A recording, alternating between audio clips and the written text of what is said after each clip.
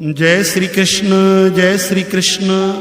माघ महीने की षटतिला एकादशी का महात्म। युधिष्ठिर जी पूछते हैं, जगन्नाथ श्री कृष्ण आदिदेव जगतपते, माघ महीने के कृष्ण पक्ष में कौन सी एकादशी होती है? उसके लिए कैसी विधि है? उसका फल क्या है? महाप्राज्ञ कृपा करके ये सब बातें बताइए।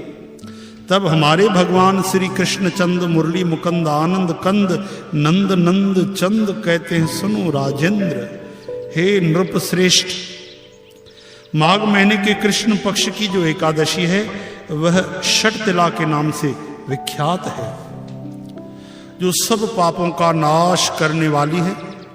अब तुम षटतिला की पाप हारणी कथा सुनो, जिसे मुनि श्रेष्ठ पुलस्त्य ने दालभ्य जी से कहा था।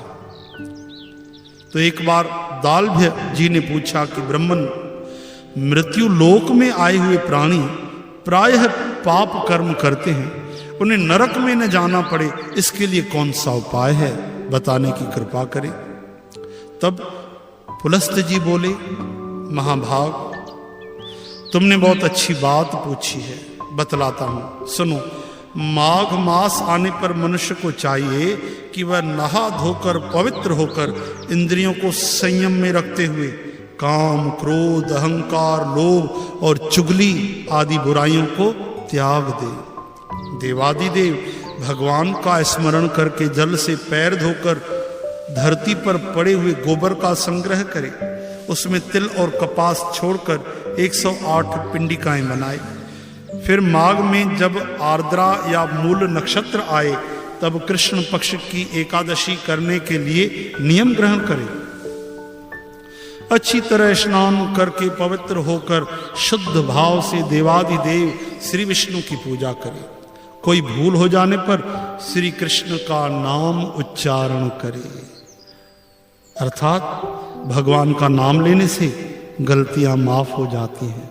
तो प्रेम से बोलिए, श्री कृष्ण गोविंद हरे मुरारे, हे नाथ नारायण वासुदेव, गोपाल दामोदर दीन दयाल, दुख भंजन पूरन कृपाल। रात को जागरण और होम करें। चंदन, अर्गजा, कपूर, नैवेद्य आदि सामग्री से शंख चक्र गदा धारण करने वाले देव देवेश्वर श्री हरि की पूजा करें।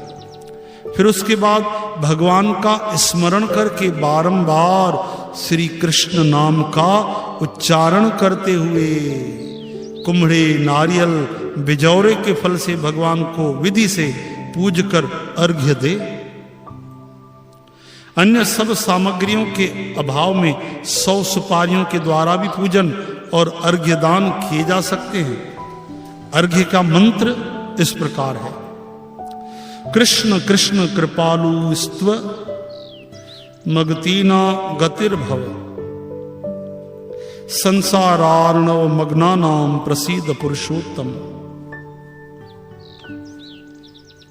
नमस्ते पुंडरीकाक्ष, नमस्ते विश्व भावन, सुब्रह्मण्य नमस्तेस्तु महापुरुष पूर्वज, ग्रहणार्घ्यम मया दत्तम लक्ष्म्या सह जगतपति। अर्थात, हे सच्चिदानंद स्वरूप श्री कृष्ण, आप बड़े दयालु हैं, हम आश्रयहीन जीवों के आप आश्रय दाता होइए। पुरुषोत्तम, हम संसार समुद्र में डूब रहे हैं, आप हम पर प्रसन्न होइए। कमल नयन, आपको नमस्कार है। विश्व भावन, आपको नमस्कार है। सुब्रह्मण्यम, हे सुब्रह्मण्य महापुरुष, सबके पूर्वज, आपको नमस्कार है। जगतपति, आप लक्ष्मी जी के साथ मेरा दिया हुआ अर्घ्य स्वीकार करें। तत्पश्चात ब्राह्मण की पूजा करें, उसे जल का घड़ा दान करें, उसके साथ छाता, जूता और वस्त्र भी दे।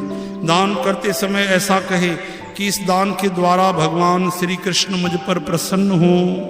अपनी शक्ति के अनुसार श्रेष्ठ ब्राह्मण को काली गौ दान करे। द्विज श्रेष्ठ विद्वान पुरुष को चाहिए कि वह तिल से भरा हुआ पात्र भी दान करे।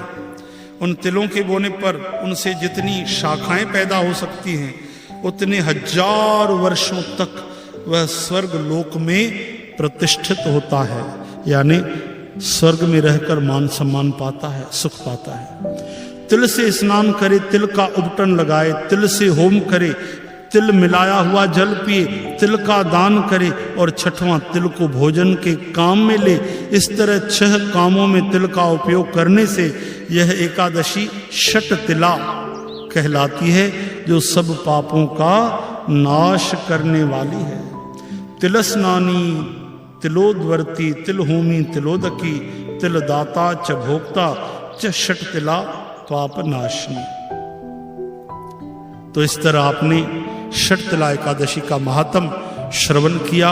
ये परम पावन महात्म जिनको केवल श्रवण करने से अनेक लाभ होते हैं, वो सबको सुनाइएगा और सबको भगवान के प्रेम भक्ति से जोड़ें।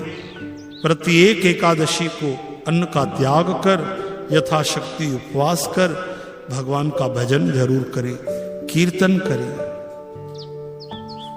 और भक्ति का परम लाभ लें।